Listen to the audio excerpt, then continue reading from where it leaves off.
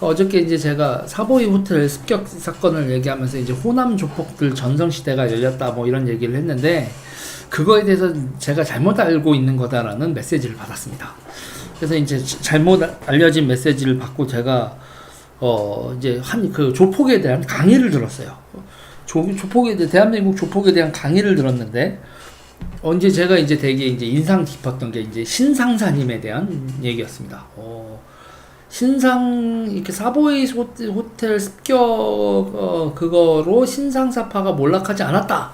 명동 신상사파는 계속 견제했고, 그 신상사가 왜 신상사냐면 그러니까 상사 출신이라고 해서, 그분이 그 상사, 그러니까 군대에서 그 상사로 이제 제대를 하시고 조폭 그거로 돼서 상사라고 부른다는 거예요. 신상현 님이십니다. 신상현 님이 대부였던 그 신상사파는 명동의 그 조양은 그 습격을 받고 그냥 몇 명 그때 다친 거지, 그 신상사파가 몰락했다는 건 다 헛소리다. 신상사 그 분은, 신상현 님은 대한민국 주먹의 전설로서 건재했다. 네, 그렇게 얘기를 하는 거예요. 그래서 내가 근데 맨 처음에 이제 좀 얘기 듣다가 에이 뭐 이런 얘기를 내가 알아야 돼 하고 듣다가 보다가, 여러분 이건 그냥 넘길 얘기가 아니라 한국 정치이면 되게 중요한 거구나. 그러니까 지금의 여러분 이 펀드들 있죠. 지금의 그 문재인 정부 때 벌어졌던 라임이니 옵티머스니 뭐 이런 펀드들 있잖아요. 그런 것들도 다 연결이 되어 있는 거더만. 네, 다 연결이 되는 거더라고요. 그리고 여러분 보니까 이게 있어.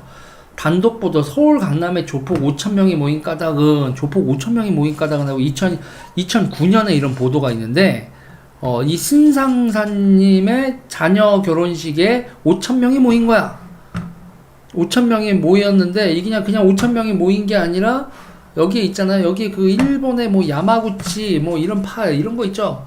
일본 야쿠자 3대 세력의 그 중간 보스들, 이런 사람들도 다 오고, 그러니까 그게 시미요시구미, 야나가와구미, 야마구치구미 뭐 이런 야쿠자 3대 패밀리도 전부 다 왔다 갔다 뭐 이러고, 뭐 이 르네상스 호텔 일대가 다 마비가 됐었다, 이런 얘기까지 이렇게 보면서, 야, 제가 이렇게 입을 벌리고 있었어요. 그랬는데 이제 그 어저께 이제 제가 이제 그 저한테 이제 이런저런 얘기를 해주신 분들, 이제 제가 이제 넉넉히 얘기를 들었는데, 이 돈의 규모, 이분들의 그 조직의 규모가 1년에 수익이 어느 정도 될 것 같으냐? 그랬더니 삼성 빼놓고는 이 조직들의 수익을 넘어가는 대기업이 없다. 잉? 잠깐만. 내 머가리 좀 잡고. 그랬더니 대한민국 조폭들의 이런 계통에서 1년에 거의 순이익이 10조 가까이 난다. 뭔 말이야? 내가 이걸 믿어야 돼? 라고 하는데, 그게 단순히 그게뿐만 아니라 한국 조폭은 일본 조폭들, 야쿠자 자체가 제일동포 조직의 그게 엄청나게 강하고, 그 옛날에 이제 마약 제조해서 팔고 하던 시절하고 그런 지분 관계가 있어서 일본 야쿠자와 한국 조폭은 엄청나게 연결이 되어 있고, 뭐 그렇다. 그리고 이제 요즘 양아치들이 그 일본과 한국 조폭이 그 연결되어 있는 그 진한 고리들 때문에 요즘 양아치 새끼들이 그 한일 관계 있잖아요. 한일 관계를 뒤틀어 버리면 조폭이 그게 그렇다네요. 근데 얘네들이 중국 쪽하고 손잡고 신흥 조폭들이 한국에서 엄청나게 크고 있고, 그 신흥 조폭들, 그러니까